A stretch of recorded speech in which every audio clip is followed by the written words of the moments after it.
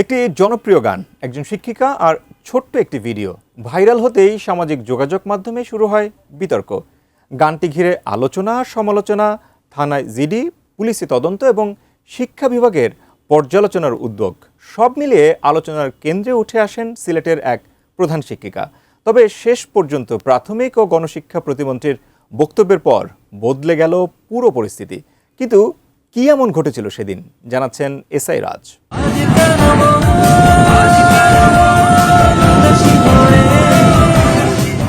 সিলেটের ফেঞ্চুগঞ্জ উপজেলার পিঠাইটিকোর সরকারি প্রাথমিক বিদ্যালয়ের প্রধান শিক্ষক বিউটি রানী পাল প্রায় ১৩ বছরের শিক্ষকতা জীবনে শিক্ষার্থীদের নিয়ে নানা সৃজনশীল কার্যক্রমে যুক্ত ছিলেন তিনি।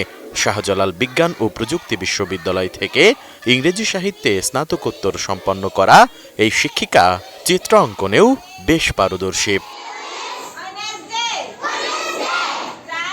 সম্প্রতি বিদ্যালয় প্রাঙ্গণে শাড়ি পরে জনপ্রিয় একটি বাংলা গানের সঙ্গে হাঁটার একটি ভিডিও সামাজিক যোগাযোগ মাধ্যমে প্রকাশ করলে ভিডিওটি মুহূর্তেই ভাইরাল হয়। কেউ এটিকে একজন শিক্ষকের স্বাভাবিক ও সৃজনশীল প্রকাশ বলে মন্তব্য করলেও কেউ কেউ সরকারি শিক্ষকের আচরণবিধির সঙ্গে এটি সামঞ্জস্যপূর্ণ কিনা তা নিয়ে প্রশ্ন তুলেছেন।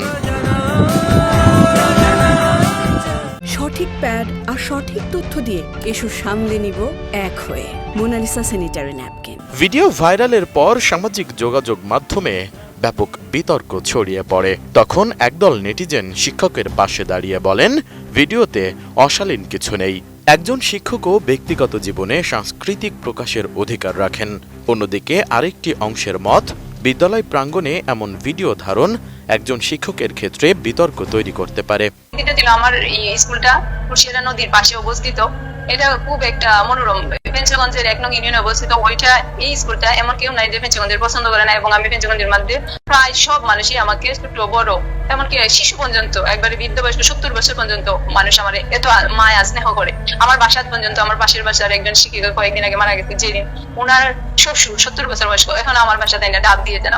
আমার সবাই আমাকে খুব বেশি মনে করে। আমার এলাকা থেকে এই ধরনের প্রতিবাদ আসলে যিনি আমার ভিডিওটা ডাউনলোড করে দিচ্ছেন, তো ভিডিওটা ডাউনলোড করে বলছে, আপনি যে স্কুলের আঙ্গিনার মধ্যে এরকম গান করেছিলেন, এটা সম্পর্কে আপনার অভিমত, আপনি টিকটক ভিডিও করছেন। আমি কিন্তু এটা টিকটক না, এটা একটা রিল, আর এটা প্রাইভেসি মেনটেন করে করছি। উনি ডাউনলোড করে করছে, এটার অভিমত কি? পরে আমি আমার অভিমতটা ওই যে আপনারা যেরকম বললাম, আমার ভুল হয়ে গেছে, আসলে স্কুলে আঙ্গিনা করা ঠিক হয় না, এটা আমি রিল বানাইতে গিয়ে ভুলবশত আমি আমার পেজে দিছিলাম। এদিকে ভুক্তভোগী ও শিক্ষিকা ট্রল ও অনলাইন হয়রানির অভিযোগ তুলে থানায় একটি সাধারণ ডায়েরি করেছেন। না, এটা জিডি করছেন, আমরা এটা দেখতেছি যে প্রতিদিনের একটা পোর্টাল থেকে এটা যে হয়েছে, এটা মালিককে আমরা আইডেন্টিফাই করে, আর যে এগুলা ওনার বলতেছেন ওনার মর্যাদা হানি করছে।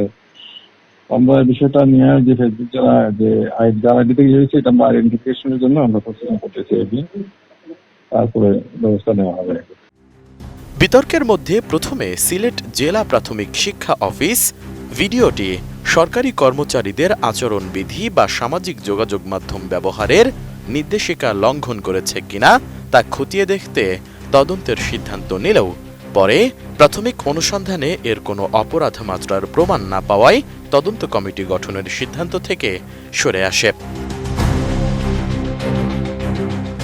বিষয়টি নিয়ে প্রাথমিক ও গণশিক্ষা প্রতিমন্ত্রী ববি হাজ্জাজ সিলেটে জানিয়েছেন, বাতাসের ভেতরে দাঁড়িয়ে গান শুনলে সমালোচনা কেন হবে? শুধু গান গেয়ে একটি ভিডিও প্রকাশ করা অন্যায়, এটি তিনি মনে করেন না।